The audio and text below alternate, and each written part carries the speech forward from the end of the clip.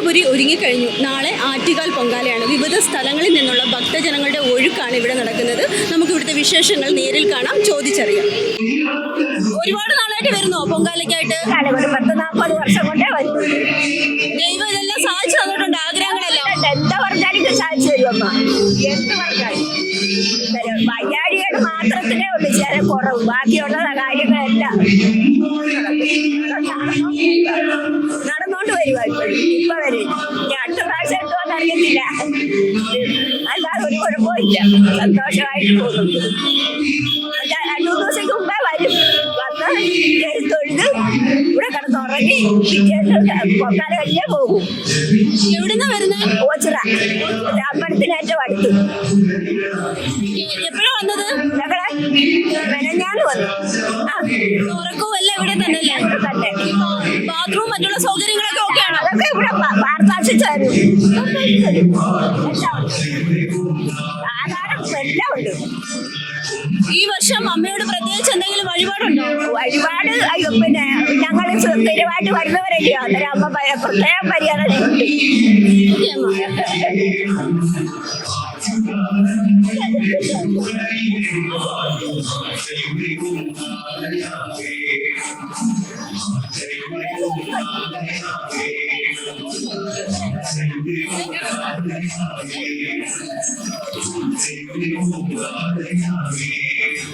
എവിടുന്നാ വരുന്നേ?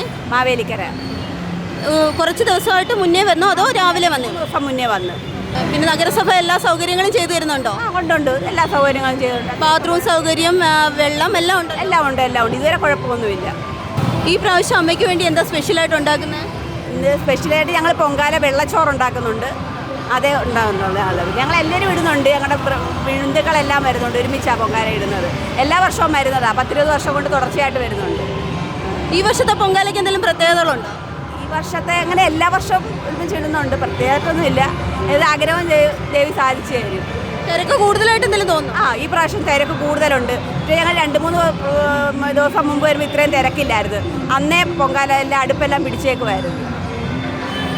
ചേച്ചി പേരെന്തുവാ? ചേച്ചി എവിടെ സ്ഥലം? കൊടുവഴന്നൂര്, കിളിമാനൂർ കൊടുവഴന്നൂര്. ഈ പ്രാവശ്യം കച്ചവടമൊക്കെ എങ്ങനെ പോകുന്നു? ഈ പ്രാവശ്യമാണ് വന്നത്, കുഴപ്പമില്ല. എൻ്റെ തീരാറായി. ആദ്യത്തെ സമയമല്ലേ വന്നത്? അതിനെക്കൊണ്ട് ഇപ്പം വന്ന് തീരാറായി. കാലം കുറച്ചും കൂടെ ഉള്ളു. ഞാൻ കച്ചവടം കടയിൽ പൊങ്കാല ഇടാന്നും പറഞ്ഞിരിക്കുകയാണ്. പൊങ്കാലയുടെ എല്ലാ വർഷവും വരും.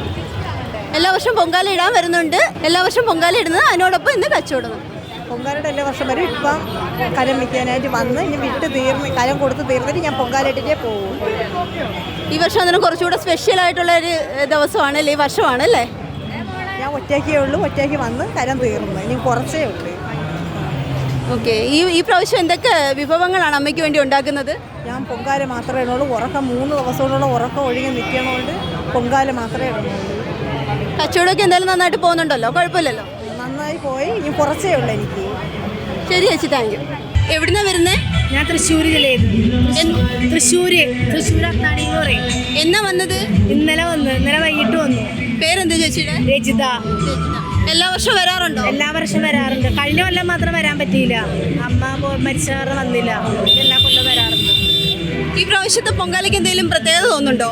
പ്രത്യേകത പറഞ്ഞാൽ സന്തോഷമുണ്ട്.